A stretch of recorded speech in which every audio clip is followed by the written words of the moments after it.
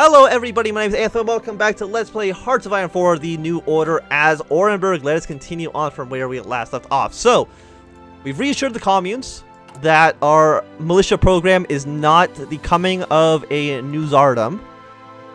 We're looking at our fundamental problems right now. 29 days. We need a plan, a ranger program, and then the 58th Congress. So we were having some sort of meeting with the Ural guys up here. Apparently, like, it seems, at least by all of our dialogues, it seems like our stability would be extremely low.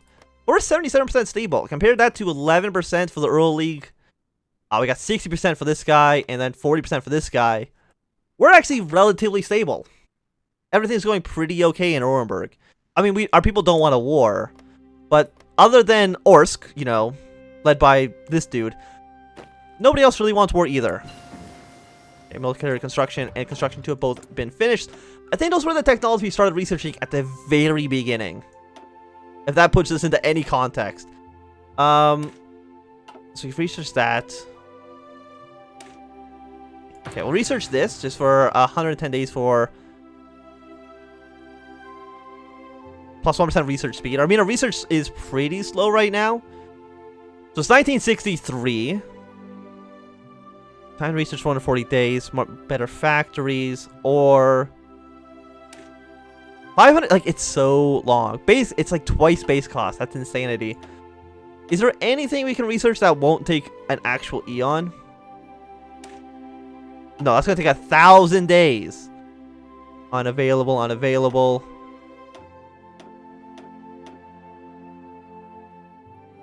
We get 220 days for infantry weapons improvement.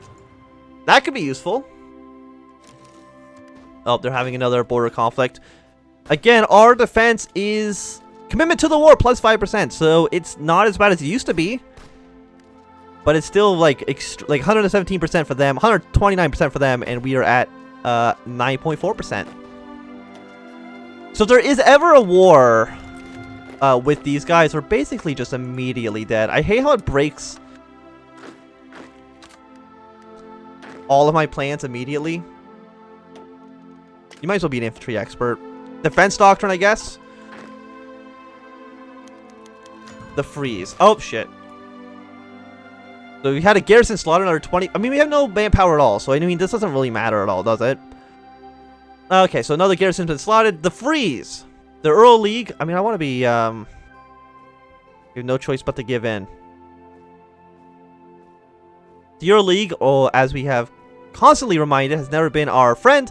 We share common interests such as a desire to guard one's own business and a hatred of anyone that might threaten the peace. But reactionaries have no place at our table, nor we at theirs. As the diplomats leave the cities in a huff, the military movements of our borders are met with hostile silence. This fact has become clearer than ever. It appears relations between our nations have changed for significantly and not necessarily to our advantage. The use of diplomatic and economic pressure from the Ural League triggered demonstrations across the communes, bringing together the fractured settlements and Orenburg in a show of unity against a common foe. In reaction, the Workers' Council issued a statement condemning the League as provincialist capitalist dogs and added any calamities it could think to fit into such space in the page. The result has already hailed as a work of socialist art in the taverns of Orenburg, while the Ural League has withdrawn the protective patrols from our grounds in response. While the communes celebrate the banishment of their unwelcome acquaintances, troops movements in the lands of Lesko and Derwanger let us hope that their situation resolves itself before we are carved up at a dinner table. So we can either give in. We have no choice but to give in. The communes stand alone for now.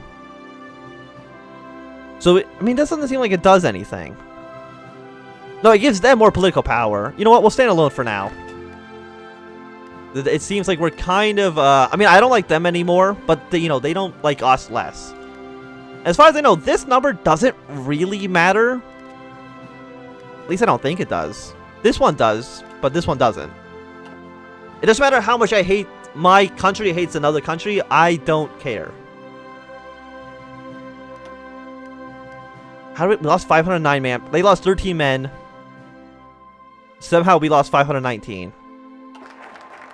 And, you know, we don't have troops to actually reinforce this at all. Okay, so we'll go with we need a plan, 35 days. Identifying our fundamental problems. A simple communal lifestyle suits many of our peasants and workers who have been happy to first throw off the chains of czarist life and then those of socialist life. Live by the fruits of your own labor, worry only about the food and drink on your family's table, was their motto. Yet this newfound freedom has spawned its own set of catastrophic problems. Absolutely free citizens cannot be coerced in any way. They cannot be forced to put aside their differences and fight for the family's safety. They cannot be made to build institutions requiring mutual trust, such as schools and banks where the prosperity of the next generation should grow. They cannot be made to agree on where the absolute freedoms end and where their neighbor's freedom begin. Pure anarchic style state where poor villages distrust one another and are all arrayed against the region's biggest city cannot hope to safeguard citizens' present, nor can it build them a proper future. The council is once more shaken with a vigorous debate on the fundamental problems of order fighting anarchy. Some, like Comrade Burba, wish to see citizens' economic freedom traded in favor of better standards of living. Others, like Comrade Malikov, wish to see Orenburg's democracy redefined so that a strong central government is built to represent the will of the people. This new state would watch over its children as a stern but loving father. Finally, a few men have proposed a redefined communal system where worker councils empower the matters of military and diplomatic safeguards the absolute freedom of Orenburg's communes. In effect, this faction argues that it would be better to lose a little freedom than to see it stripped away by invaders or by Burba and Malakov's proposals. No matter proposal, all of Orenburg's city's reformists argue that something must be done. The current emergency must become a crucial one where New Orenburg is forced to defend its citizens. Let's just organize, damn it. Apparently you have, like, no organization, but that should be fine. You know, as long as they're not actively protesting our enemies, that seems like a bad thing. So bring out the map and look. How about you, like, don't try to attack me? Strike at the peasantry. Strike. See, no, but this doesn't look very good. Territory raid against Orenburg. I mean, look how big their tree is. Their tree is so fucking massive. Why is my tree so small? I mean, okay, it's very long. So my guess is that more things are going to show up eventually, but it does look like our tree is very, very small in comparison. Like, how big's your tree? Like, you got a large tree as well. And then there's also your tree. But again, I mean, there's a lot of empty space there, so I'm assuming there's supposed to be more stuff potentially in the future. You know what, we shall see. You know, we should have really just had that alliance. But I didn't want to give in to them. It seems like a bad idea. So we're actually not getting any political power right now. I mean, that's okay. I'm sure nothing too bad will happen. So what other things we have? We have controlled opposition, one-party state, multi-party system, secularism, state atheism, collaboration for our freedom. Although the League is somewhat something of a reputation as the last band of noble and honorable soldiers in all the Urals, if not the entirety of Russia, their secrecy and unstoppable ferocity can be a bit off-putting for their neighbors. In some of the incidents, this is intentional, as it helps to protect the citizens of the League from the predators of those same neighbors. In others, however, the League's operational capacity has been artificially limited by their inability to find willing collaborators. Thankfully, Commander Menkrix seems to have found a solution. In a speech to a cohort of assembled guardsmen, this League's supreme leader announced a pursuant of its goal as a protector of all the peoples of the Southern Urals. They will be refrained from any aggression with all the deserving neighbors. While it's nice to know that some nearby army of elite disciplined soldiers will not be smashing through Orenburg's pathetic, perpetually squabbling militia to burn their homes and steal their food, this announcement hasn't really changed the people's view of the League. Those who saw the League as an ally for stability and development have cited these proclamation as proof of their claims, while those distrustful of the League have used as a proof that they are not only the enemy, but they're a crafty one. Well, they get more why are we giving them political power? I'm at negative 27. I need the political power more than those guys do. Okay. So we will now start preparing for arrange the program. Burba's plan. With the quite frankly disgraceful revelations brought up in a recent meeting of the Workers' Council regarding the dire situation with the outlying settlements, a new meeting was scheduled to try to find at least to at least consider some strategies on how to deal with a rather unpleasant issue. Some began to speak about socialist centralization, saying that as long as management was in place for the worker and the farmers to be assigned correctly to their duty, then in some case freedom would not have been compromised. The men and women of the commune could still be living under using the fruits of their labors. Sniggering, eye-rolling, and general disagreement was palpable in the room. No vote was seemingly necessary. Next to Burba, the man who had transformed Orenburg into a hub of commerce and industrialization, his plans for helping to democratically organize the communes into administrative groups seem far more plausible. The council, however, will have to decide. So we have a few weeks until this is ready. We're moderately centralized. Head of the reformist party is Malenkov.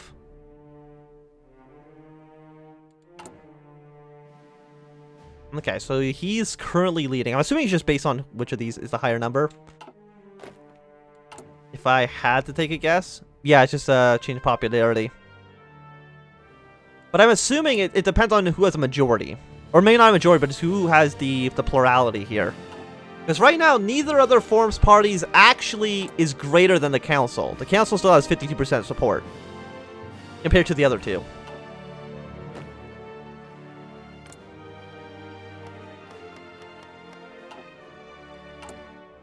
So we are making 3 point... Like, how is it so bad? Base cap 50. Daily base gain is 0.05%. It's just we have so many terrible modifiers. Okay, we have arranged the program. We have almost enough guns, which is great. The agenda of the 58th Congress. Talk by talk, deal by deal, compromise by bitter compromise. The plan for the 58th Workers' Council Congress is at last coming together. It is difficult to get two Orenburgians to agree on the price of bread, as the saying in the city goes. And so none of the council are surprised that the bickering at the highest levels of government have stalled discussion of important areas that need a reform. Issues like economic and security threats are high on the list, but factionalism and fundamental disagreements in the Congress threaten to neuter this meeting in terms of effective policy making.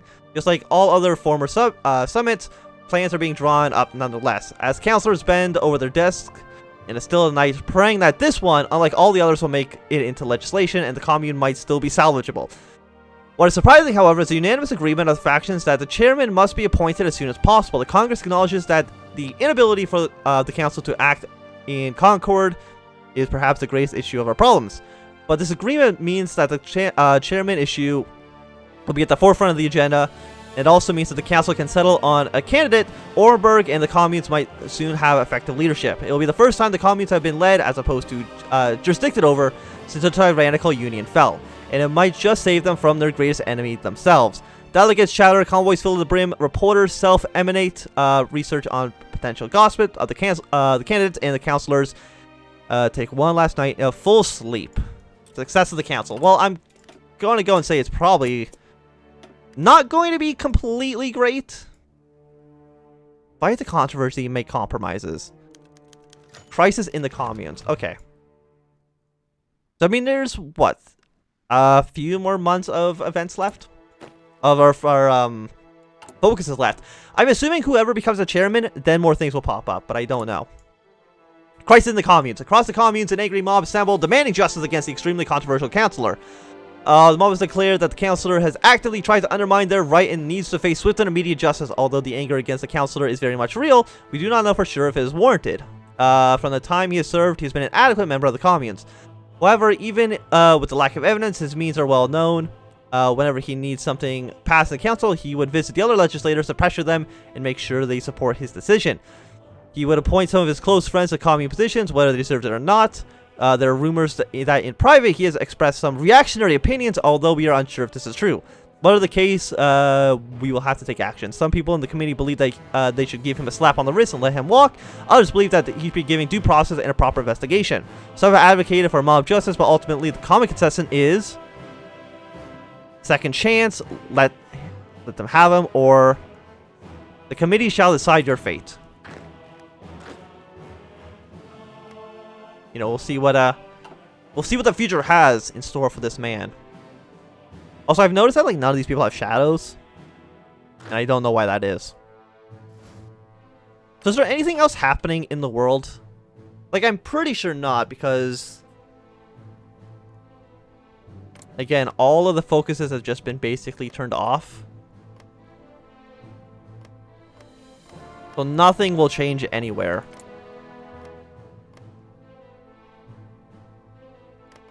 Who are you? You are a governato. I don't know what that even means. But I'm assuming it's just basically colony. Turkey's looking quite strong. Bulgaria. But Romania's not in the faction.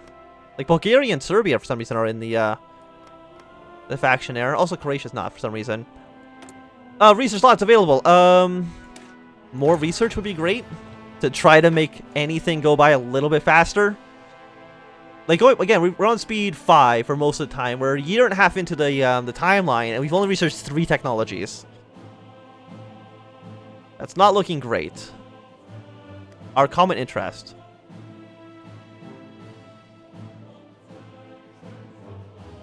Attack bonus against country. Defense. Okay, so we have bonuses against these two guys for attack and defense.